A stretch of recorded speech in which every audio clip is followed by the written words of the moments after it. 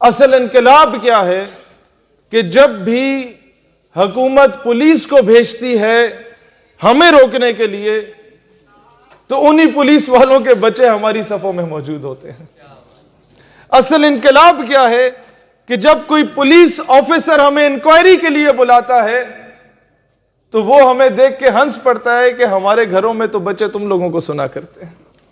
اس بار 14 اگست میں نے کراچی شہر میں منائی، اور جب میں پشتونوں کے علاقوں سے گزر رہا تھا، کراچی میں بسنے والے پٹھانوں کے علاقوں سے، تو میرے سندھ کے صدر نے مجھے بتایا کہ یہ وہ جگہ ہے جہاں پر ملا عبدالغنی کو داڑھی سے نوچ کے گھسیٹا گیا اور امریکہ کے حوالے کیا گیا۔ میں نے کہا کہ وہ تو ماضی تھا، وہ تو مشرف جیسے ٹاؤٹ کے دور کی بات تھی، لیکن کیا ہے کہ ہمیشہ سے رہنے والا دین اسلام ہے۔ دور حاضر میں وہی ملا عبدالغنی برادر ہے جو امریکہ کو گھٹنے ٹیکنے پہ مجبور ہو گیا، اور مجھے اقبال کے اس شعر کی اس وقت جا کے سمجھ آئی کہ اللہ کو پامرد دیے مومن پہ بھروسہ، ابلیس کو یورپ کی مشینوں کا سہارا۔ کافر ہے تو کرتا ہے شمشیر پہ بھروسہ، مومن ہے تو بے تیغ بھی لڑتا ہے سپاہی۔ ہمارے آنے والی نسلیں وہ وقت دیکھیں گی کہ جب تعلیمی نصاب میں سنڈریلا کی جگہ سیدہ ام عمارہ کو پڑھایا جائے گا۔ یہ جدوجہد جاری رکھو تو ہماری آنے والی نسلیں وہ وقت دیکھیں گی کہ جب مسٹر چپس کی جگہ صلاح الدین ایوبی کو پڑھایا جائے گا۔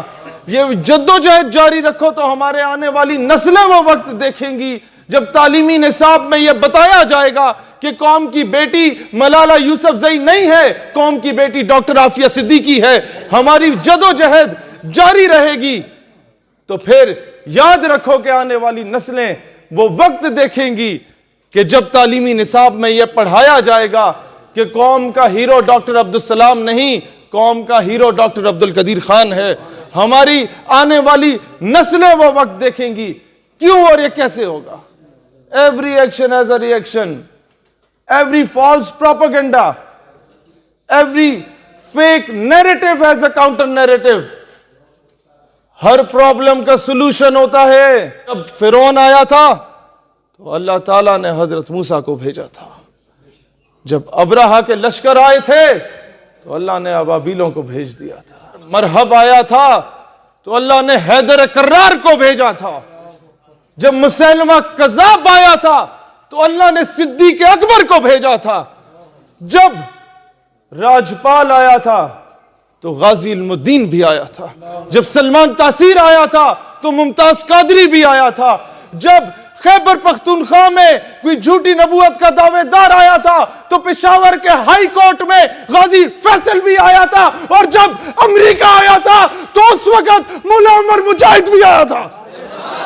ہمارے آنے والی کہ جب بیت المقدس اور مسجد الاقصی کو آزاد کروانے کے لیے مسلمانوں کا لشکر روانہ ہوگا تو اس میں سے پہلا دستہ جو روانہ ہوگا وہ افواج پاکستان کا دستہ ہوگا۔ اپنی جدوجہد جاری رکھو نوجوانوں،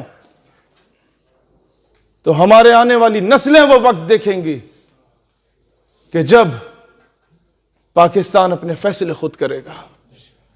ہمارے آنے والی نسلیں وہ وقت دیکھیں گی کہ جب چوکو چوراہوں پہ داڑھی رکھنے والے، داڑھی مونچھ اور دستار رکھنے والے اور پانچوں کو ٹخنوں سے چڑھانے والوں کو بھی وہی عزت دی جائے گی جو ایک پینٹ کوٹ اور ٹائی پہننے والے کو دی جاتی ہے۔ تب حقیقی معنوں میں دو نہیں ایک پاکستان ہوا کریں گے۔ ہماری نسلیں وہ وقت دیکھیں گی کہ جب یونیورسٹیز میں دین کی تعلیم کو بھی لازمی قرار دیا جائے۔ ہمارے آنے والی نسلیں وہ وقت دیکھیں گی انشاءاللہ تعالی جب سلطنت عثمانیہ کی طرز پہ دوبارہ وہ خلافت کا نظام اس امت میں قیام ہوگا اس کا، اور اس کی جو پہلی بنیاد ہوگی وہ پاکستان سے رکھی جائے گی انشاءاللہ تعالی۔ دوست، اگر تم لوگ ایک چیز کا فیصلہ کر لو کہ گھما پھرا کے بات نہ کرو، سٹریٹ فارورڈ ہو کے بات کرو، تو اللہ تعالیٰ تمہیں حقیقی معنوں میں ان غلامی سے آزادی دلائے گا۔ اگر تم سٹریٹ فارورڈ رہو، یاد رکھنا کہ ہمیشہ تاریخ انہی لوگوں کو زندہ رکھتی ہے جو حریت پسند ہوتے ہیں، ڈٹ جاتے ہیں. بوٹ پالش کرنے والے اور تلوے چاٹنے والوں کی تاریخ میں کوئی جگہ نہیں ہے. یہ بات یاد رکھنا کہ بڑے بڑے گورنر آئے، ان کا جنازہ پڑھانے کو کوئی تیار نہیں ہوتا تھا، اور ایک 8,000 کمانے والے لیڈ فورس کے سپاہی کے نماز جنازہ سے دنیا واقف ہے. تاریخ ہمیشہ حریت پسندوں کو یاد رکھتی ہے. تاریخ ہمیشہ غازیوں کو یاد رکھتی ہے. تاریخ ہمیشہ ظلم اور فرعونیت کے سامنے ڈٹ کے کھڑے رہنے والوں کو یاد رکھتی ہے.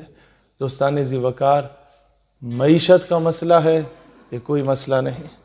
دوستان ذی وقار، مالی اعتبار سے کمزور ہیں، یہ کوئی مسئلہ نہیں.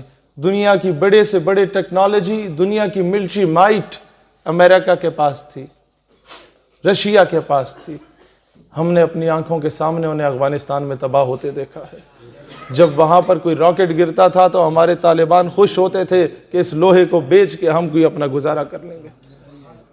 دہشت گرد جو اصل ہے اس کو دہشت گرد کہنا ہوگا، اور مجاہد کو عزت دینی ہوگی. ہمیں وہ داڑھی اور دستار کو عزت دینا ہوگی. ہمارے بڑے بڑے آفیسرز میس میں، ہمارے بڑے بڑے سرینا اور اس طرح کے ہوٹلز میں جو شخص آپ کے لیے دروازہ کھول کے آپ کو ویلکم کرتا ہے، اس کے سر پہ دستار ہوتی ہے، اس کے جسم پہ شیروانی ہوتی ہے، یا اس نے داڑھی مونچھ رکھی ہوتی ہے. یہ انگریزوں کے دور میں یہ چیز متعارف کرائی گئی تاکہ مسلمانوں کی ثقافت پہ حملہ کیا جائے. انگریزوں کے میس میں، فوجی میس میں وہ لوگ آ کے شراب تقسیم کیا کرتے تھے آفیسرز میں، صرف انہیں اجازت تھی جن کی داڑھی ہوگی. اور وہ لوگ آ کے سلوٹ کرتے تھے میم صاحب کو جنہوں نے مونچھیں رکھی ہوتی تھیں، تاکہ ٹیپو سلطان کی توہین کی جائے، تاکہ محمد بن قاسم کی اس ثقافت کی توہین کی جائے، تاکہ مسلمانوں کے شہاب الدین محمد غوری کی اس ثقافت کی توہین کی جائے. دوستان ذی وقار، پاکستان اس دن آزاد ہوگا جب ہمارے گیریزن میس میں اور ہمارے پی سی میں اور بڑے بڑے ہوٹلوں میں جو شخص آپ کے لیے دروازہ کھولا کرے گا، اس کے کندھوں پہ امریکی فوج کے رینک لگے ہوں گے اور اس نے پینٹ کوٹ اور ٹائی پہنی ہوگی.